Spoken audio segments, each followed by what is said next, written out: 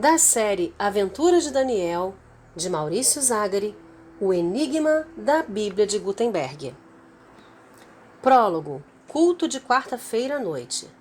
Sentado no banco da igreja, Daniel perguntava a Deus por que ele atravessava um momento de aflição tão grande. Cabeça baixa, o rosto entre as mãos, tentavam juntar todas as peças daquele complicado quebra-cabeça que tinha se tornado sua vida nos últimos 4 dias. A oração, feita baixinho, lábios trêmulos e voz entrecortada, era interrompida por viradas rápidas de cabeça que o ajudavam a ver com o canto do olho se o policial que estava em pé na porta da igreja o tinha descoberto. Seu peito era um misto de angústia, agonia e incerteza. Talvez a pregação do missionário Cláudio o ajudasse a encontrar paz, ou pelo menos uma resposta. Afinal, foi a vinda dele até a nossa igreja que deu início a toda essa confusão, pensou, tentando compensar a tristeza. Era duro para um jovem de apenas 18 anos saber quanto iria sofrer naquela noite. Ao final do louvor, esforçou-se para esconder as lágrimas que escorriam dos seus olhos e molhavam a gola da camisa. O missionário, com um rosto sério, certamente em consequência dos últimos acontecimentos, abriu sua Bíblia e anunciou a passagem, tema da pregação. Queridos irmãos, vamos ler o texto da primeira carta de Paulo aos Coríntios, capítulo 13, a partir do primeiro versículo. Disse o missionário Cláudio, seguido do habitual ruído de páginas de Bíblia sendo viradas. A passagem que fala do amor, pensou Daniel, que encontrava sempre um consolo nas passagens das Escrituras com que tinha intimidade. Quando a igreja se colocou a postos para a leitura, o missionário olhou à frente e começou. Ainda que eu falasse as línguas dos homens e dos anjos e não tivesse caridade, seria como o metal que soa ou como o sino que tine. E ainda que... A leitura prosseguiu e Daniel ficou imóvel. Aos poucos, como uma cortina que se abre e revela algo oculto, aquelas palavras foram lançando luz sobre uma série de pensamentos. Seu coração disparou. Os versículos lidos pelo missionário produziram nele um efeito instantâneo.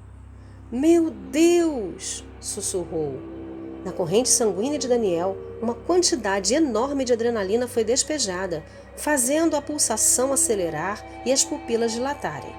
Seu pensamento voou 1000 por hora, enquanto as palavras do missionário Cláudio finalmente davam forma àquele quebra-cabeça em sua mente. A caridade nunca falha, mas havendo profecias serão aniquiladas, havendo línguas cessarão, havendo ciência desaparecerá. Jesus! É isso! Falou Daniel. Em segundos, descobriu a resposta. Ignorando o perigo, pegou o livro que tinha comprado na véspera e, espremendo-se contra o banco da frente, pediu licença para a irmã que estava ao seu lado. Visivelmente irritada pela interrupção durante a leitura da palavra, ela abriu passagem e Daniel disparou pelo corredor da igreja. Porque agora vemos por espelho e enigma, mas então veremos face a face. Agora conheço em parte. É isso! Gritou Daniel enquanto corria pelo meio da igreja em direção ao púlpito. O coração batendo forte e acelerado.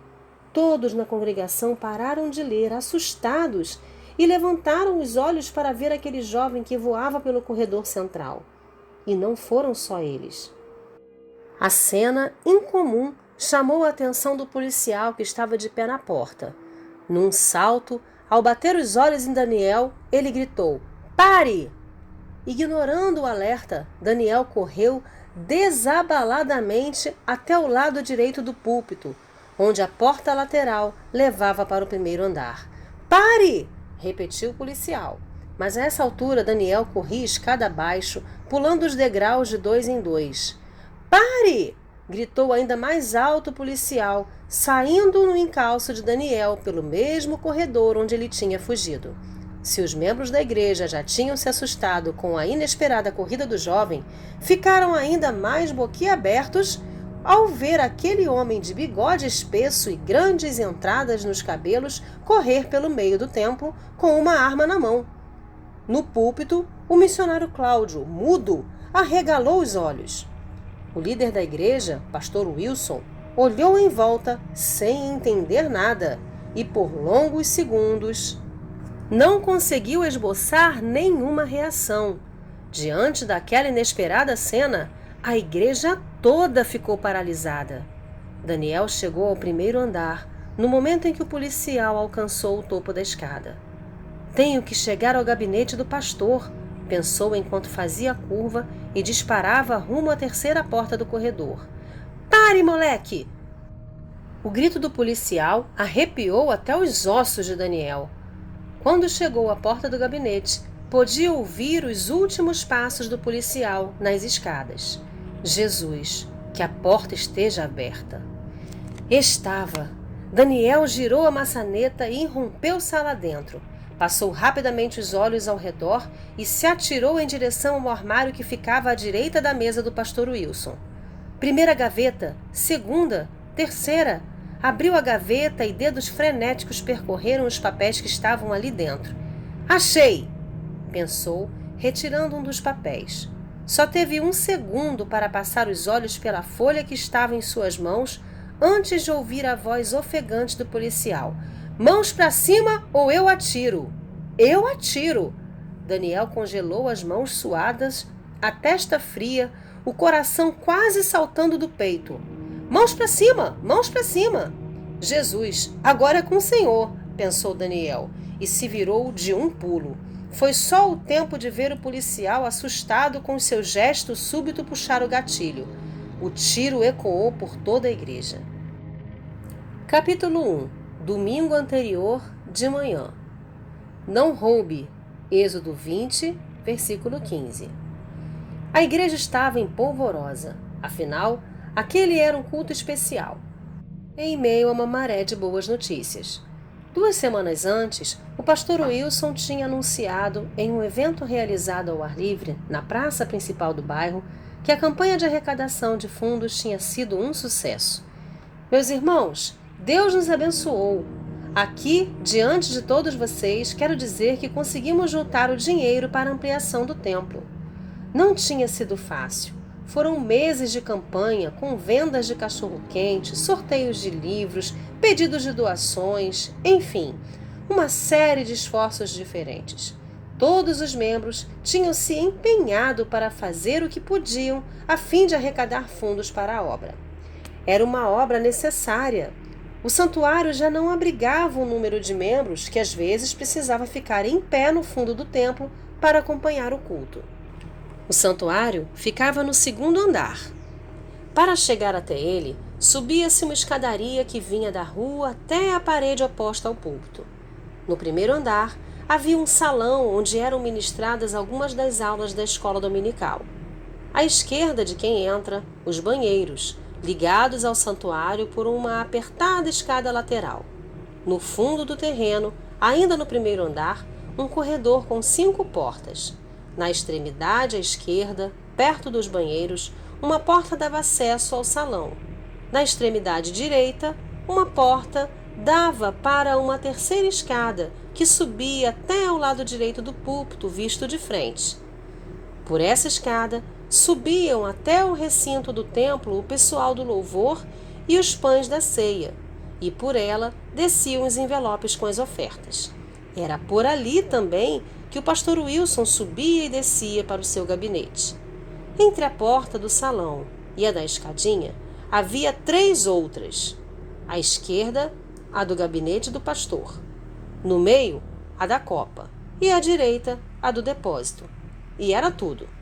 Por isso, a ampliação do prédio tornou-se uma necessidade. A igreja precisava de salas de aula, um gabinete maior, um santuário mais amplo. E isso custava dinheiro, muito dinheiro. Assim, quando o pastor Wilson revelou em praça aberta que a congregação tinha finalmente juntado o suficiente para fazer a obra, os irmãos glorificaram a Deus felizes. E agora, 2 semanas depois, o povo ainda se alegrava. Aliás, essa não era a única boa notícia. Ao longo da semana, o pastor Wilson surgiu com mais uma novidade.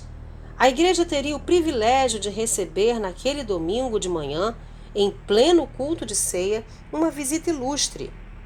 Ilustre e rara. Um missionário brasileiro que pastoreava uma igreja no estado americano do Texas visitaria a congregação e traria na bagagem um dos únicos 48 exemplares existentes no mundo da Bíblia de Gutenberg. Mas o que é mesmo a Bíblia de Gutenberg? Foi a primeira pergunta que Marcos fez ao encontrar Daniel, ainda na porta da igreja. Marcos e Daniel se conheciam desde pequenos. Praticamente cresceram juntos, frequentando a mesma classe da escola dominical, as mesmas atividades e os mesmos grupos. Eram velhos companheiros de grupo de teatro, do coral de adolescentes, da equipe de evangelismo, aquele tipo de amizade que torna o colega quase um membro da família. A paz do Senhor para você também, brincou Daniel. Paz! Mas me explica aí, ô crânio, o que essa tal Bíblia de Gutenberg tem de tão especial? Crânio era o apelido que Daniel tinha entre os jovens da igreja, em parte porque tinha um amor enorme pelos livros e, logo, uma bagagem de conhecimentos gerais bem acima da média de sua idade, e em parte porque tinha uma capacidade sem igual de decorar passagens da Bíblia. É bem verdade que Crânio era o seu apelido só entre os rapazes. Entre as moças, o nome que mais se ouvia quando se referiam a ele era Bênção. Afinal, embora tivesse uma aparência que em nada o destacava dos demais jovens, Daniel esbanjava simpatia e gentileza únicas. Abrir portas, ceder a passagem e oferecer lugares nos bancos da igreja era com ele mesmo. E era um jovem visivelmente dedicado à oração e temente a Deus. Não eram poucas as meninas que pediam ao Senhor que ele fosse sua bênção. Daí o apelido. Fosse Crânio ou Bênção, Daniel não ligava. O importante para ele era estar bem com os irmãos e as irmãs e ser amável com todos dentro do possível, até mesmo com quem nem o cumprimentava ao chegar. A Bíblia de Gutenberg é especial porque é uma raridade. Foi o primeiro livro impresso do mundo, explicou Daniel para o amigo. Mas é uma Bíblia como outra qualquer? Perguntou Marcos, conhecido por ser preguiçoso na hora de ler. Ele preferia ouvir sobre as Escrituras a pegar o texto e ler por conta própria. Com uma paciência de Jó, Daniel explicou. Marcos, Johannes Gutenberg foi um gráfico alemão que viveu séculos atrás. Ele aprendeu a arte da impressão com caracteres móveis e passou a ter o sonho de imprimir uma Bíblia. Desse sonho nasceu o primeiro livro impresso da história. Ah, quer dizer que antes dele os livros eram todos escritos à mão? Isso aí. Nisso, juntou-se a dupla Ricardo, um novo convertido que tinha recebido Jesus como seu Salvador havia pouco mais de 2 meses. Ricardo era visto com certa desconfiança por alguns irmãos. Ele havia ficado preso numa casa de detenção para menores por prática de furtos e envolvimento com tráfico de drogas. Quando completou 18 anos, foi liberado da instituição e, em vez de ir para a casa, onde morava com a mãe e os irmãos, foi direto para a igreja. Bateu à porta do gabinete do pastor Wilson e foi ao assunto sem rodeios. O senhor, que é o pastor aqui? O que eu faço para virar crente? Assim foi a conversão de Ricardo, que naquele dia decidiu que ninguém mais poderia chamá-lo do nome de guerra da época de bandidagem, Buiú. Embora muitos não confessassem abertamente, olhavam meio torto para aquele jovem negro morador de um casebre na favela, que 2 meses antes estava numa casa de detenção. A paz do Senhor, jovens. Paz, Ricardo. Paz. Vocês estão conversando sobre o quê? Sobre a nossa visita ilustre de hoje. Ah, sim, a Bíblia rara. Como é que ela veio parar na nossa igreja, hein, Crânio? Pelo que o pastor Wilson me disse, esse missionário Cláudio entrou em contato dos Estados Unidos dizendo que tinha uma autorização da Universidade do Texas para levá-la a diversas igrejas do Brasil, e a nossa foi uma das escolhidas. É uma espécie de viagem de incentivo à cultura ou algo do gênero. Universidade do Texas? Marcos fez uma cara de ignorância. Sim, a universidade tem um dos 5 únicos exemplares que estão nos Estados Unidos. Existem hoje 48 espalhados pelo mundo, dos 180 que foram impressos. Mas vem cá, o crânio, como é que você sabe tanta coisa sobre essa Bíblia, hein? Você esqueceu que eu sou editor-chefe do Arauto? Disse Daniel. Riu num tom brincalhão e continuou, exagerando no tom profissional. Pesquisei um pouco sobre o assunto para escrever a matéria para a edição desse mês. Não lembro em que ano foi impressa, mas sei que ela foi chamada de Bíblia Mazarim, ou Bíblia de 42 linhas, toda ela em letras góticas e com ilustrações de fino acabamento artístico. O Arauto era um jornalzinho que Daniel editava havia 2 anos para a igreja, com a autorização do pastor Wilson. Ele próprio entrevistava, pesquisava, fotografava, diagramava e até imprimia. Uma vez por semana, às segundas-feiras, o pastor deixava Daniel usar durante a manhã o computador do gabinete pastoral para fazer o que fosse preciso para o jornal. Ele era editado com capricho. Na primeira página da última edição, a manchete "Glória a Deus! As obras vão começar!" fazia referência ao anúncio do pastor sobre o resultado da campanha de arrecadação.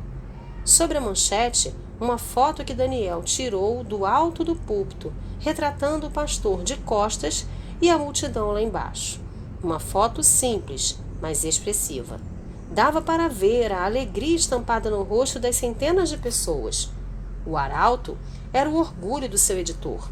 Foi graças ao seu trabalho com ele que Daniel pegou gosto pela coisa e decidiu seguir a carreira de jornalista. Passou o ano anterior orando e estudando, orando e estudando, orando e estudando. Finalmente chegou o vestibular e com ele a bênção de Deus. Daniel foi aprovado. Agora esperava apenas as férias acabarem, pois em 1 mês começariam as aulas na faculdade de jornalismo. Pessoal, o culto está começando. Vocês não vão entrar? Perguntou o diácono Sérgio, uma espécie de recepcionista da igreja. Daniel e Marcos sorriram e se viraram para subir as escadas da igreja. Mas antes que chegassem a entrar, ouviram a pergunta de Ricardo. E essa tal Bíblia, é valiosa? Os dois se entreolharam. Foi Daniel quem respondeu. Muito. Custa uma fortuna. É uma peça rara de grande valor histórico. E, lógico, grande valor financeiro também. Na verdade, é considerado o livro mais caro do mundo. Por quê? Está pensando em comprar? Brincou. Diante do silêncio de Ricardo, os 2 amigos entraram pela porta. Na rua, Ricardo ficou parado uns minutos, pensativo. Sua testa franziu, enquanto refletia sobre o que tinha acabado de ouvir. Depois entrou atrás da dupla, já ao som dos primeiros acordes do grupo de louvor. Daniel não gostava de entrar no santuário com o culto já começado. Ele sentia que atrapalhava os irmãos e a ordem da reunião. Mas o papo sobre a Bíblia de Gutenberg o deixou entretido e ele acabou perdendo boa parte do início. Além disso, percebeu que precisava passar no banheiro antes de subir. E quando entrou no santuário, já tinham transcorrido uns 20 minutos de culto. Então, procurou um lugar vago e sentou-se. O grupo de louvor estava especialmente animado naquele dia, cantando e tocando com uma dedicação muito especial. No púlpito, o pastor Wilson, do alto de seus 50 e poucos anos, cabelos grisalhos e rosto bem barbeado, cantava alegremente. Ao seu lado, um homem na casa dos 40, terno impecável, uma grande Bíblia de capa preta na mão. Parecia de olhos fechados, sem cantar as letras. Esse deve ser o missionário do Texas, pensou Daniel. Dá para ver que ele não conhece esses cânticos novos. Seu faro jornalístico estava correto. Assim que o louvor terminou, pastor Wilson pediu que todos sentassem, os que podiam, pois àquela altura muita gente já se aglomerava de pé no fundo da igreja, esperando ansiosa para ver a raridade que veio de tão longe. E ligou o microfone. Irmãos, hoje é um dia de júbilo para a nossa igreja. Como anunciei ao longo da semana, temos o prazer de receber nesta manhã, no culto de ceia, o missionário Cláudio. Ele vive no Texas, nos Estados Unidos, e está em turnê pelo nosso país com uma missão especial: apresentar para os irmãos brasileiros um dos únicos exemplares que ainda existem da primeira Bíblia impressa no mundo. Na verdade, o primeiro livro impresso no mundo. Marcos, que estava sentado do outro lado do templo, virou-se para Daniel e, de longe, fez um sinal com o polegar, como que querendo dizer: é isso aí, você estava sabendo, hein? Pastor Wilson continuou: a Bíblia de Gutenberg não deve ser o objeto de idolatria, mas de admiração. O missionário Cláudio chegou hoje bem cedo à cidade e, por medida de segurança, trouxe o livro em um cofre portátil que está trancado em meu gabinete.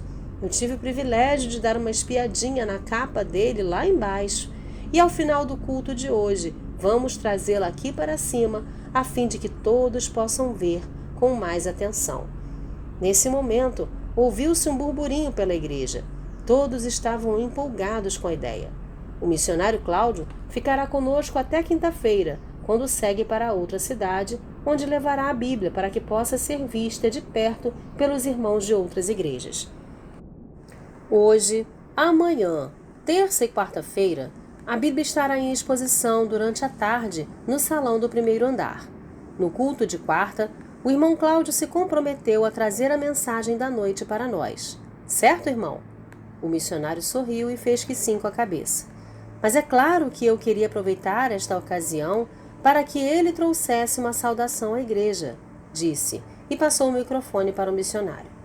O visitante agradeceu com um aceno de cabeça e ficou de pé. Amigos, estou feliz de estar aqui, começou Cláudio. Há 15 anos vivo nos Estados Unidos e é sempre bom voltar à terra natal. Sou pastor de uma igreja que tem fortes ligações com a Universidade do Texas e, graças a esses laços, a direção desta distinta instituição de ensino me permitiu trazer esta relíquia para apresentá-la aos irmãos de diversas igrejas brasileiras. O missionário Cláudio era um homem sério, mas de certo modo carismático. Apesar de viver há muitos anos no exterior, quase não se nota nenhum sotaque, pensou Daniel. De pele bem branca, cabelos crespos e negros, impressionava pela magreza, mas também pela elegância no vestir. O único contraste com sua boa aparência era a enorme Bíblia de capa preta, visivelmente amarelada e envelhecida, que não saíam um instante sequer debaixo de seu braço. Mas pastor que se preza tem mesmo que ter uma Bíblia bem gasta, riu-se Daniel. Já percorri igrejas de outros estados e ainda vou percorrer muitas outras. Orem para que tudo dê certo, pois esta Bíblia é uma relíquia do século XIV e carregá-la por aí exige muita responsabilidade. Daniel sacou a caneta que sempre carregava e anotou num papel avulso a informação que faltava para escrever sua matéria para o Arauto. A época da impressão da Bíblia de Gutenberg, século XIV, escreveu. Peço as orações de todos vocês para que muitos irmãos possam ser edificados com essa minha viagem. Bem, já falei demais. Devolvo agora a palavra ao pastor Wilson, concluiu o missionário, que devolveu o microfone e se sentou. O pastor começou a dar outros avisos de programações da igreja. Naquele momento, Daniel notou que Ricardo tinha se levantado de onde estava sentado e dirigiu-se à portinha da esquerda que dava acesso aos banheiros. Esse menino sempre arranja um jeito de ir ao banheiro no meio do culto, pensou Daniel incomodado. O editor de O Arauto aproveitou e deu uma espiada em volta. Lá estavam muitos rostos conhecidos. Irmã Zenaide, a líder do grupo de oração, também Cecília, Marília e Emília, as 3 irmãs, filhas do presbítero Antônio, que lideravam o fã-clube do Benção. Ele gostava muito das 3, mas só como amigas. Ainda não é hora de pensar em namorar, justificava-se Daniel para os amigos que insistiam que já tinha passado do tempo dele arranjar uma namorada. Mas quem? Tinha a Sara, a dos cabelos ruivos, a Soraya, que tinha um forte sotaque do interior, a Lucineide, uma menina de oração, mas que também não era de muita conversa. Enfim, As possíveis candidatas eram muitas, mas na hora da decisão, Daniel era sempre firme. Ainda não é hora de namorar. E assim seguia, sempre priorizando outras coisas. Não que ele não quisesse namorar, ele tinha até uma quedinha pela Alessandra, aquela gordinha simpática e sempre sorridente que era neta de um pastor de outra igreja. Mas é que, dizia ele, se fosse para namorar, era para levar a sério. Namorar por namorar é perda de tempo. E assunto encerrado. Bem, encerrado para ele, pois aquele seu jeito decidido de levar namoro a sério só fazia com que as meninas da igreja ficassem ainda mais encantadas. Pastor Wilson começou a pregar. O tema do dia era o poder do perdão. Foi uma mensagem linda, enriquecida com muitos versículos, ilustrações e até citações de filósofos. O pastor prega muito bem, admirava-se Daniel, feliz por ter como líder espiritual uma pessoa tão habilidosa como o pregador. Mais do que isso, ele o tinha como figura paterna. Daniel havia perdido o pai e enxergava naquele homem amoroso e sábio um substituto à altura. Quase no fim da pregação, Daniel reparou que Ricardo tinha voltado ao santuário pela mesma porta por onde havia descido. Que pena! Seria tão bom se ele tivesse ouvido a mensagem, lamentou. Depois foi servida a ceia. Enquanto o coral das senhoras cantava, o pão e o vinho foram distribuídos. A cerimônia foi rápida e, ao final, chegou o momento esperado. Meus irmãos, enquanto oramos, vou pedir ao diácono Wesley que vá até meu gabinete e traga o cofre onde está a Bíblia de Gutenberg. Disse o pastor Wilson, estendendo a chave de sua sala para Wesley, um parrudo militar do exército que havia 2 anos era diácono. Ele pegou a chave e desceu pela portinha da direita. A igreja ficou em silêncio, em profunda oração. Poucos minutos depois, Wesley voltou com o cofre, na verdade uma valise metalizada com um cadeado e uma combinação numérica que foi entregue ao missionário Cláudio. Ele sacou do bolso interno de seu paletó a chave da valise e olhou para o pastor Wilson à espera de uma autorização que veio na forma de um aceno de cabeça. Pode mostrar, irmão, disse o pastor. A congregação prendeu a respiração, os olhos fixos de expectativa. Todos acompanharam quando o missionário Cláudio enfiou a chave na fechadura, acertou os números do segredo e girou a chave. A valise abriu e todos espiaram o olho. Foi o pastor quem quebrou o silêncio. Meus irmãos, aqui está a Bíblia de... Os instantes seguintes foram de choque. A igreja inteira viu quando a valise foi aberta e dentro dela não havia nada. Aqueles segundos pareceram horas. As pessoas só caíram na realidade quando o missionário Cláudio exclamou, trêmulo e com os olhos arregalados: "Fui roubado!"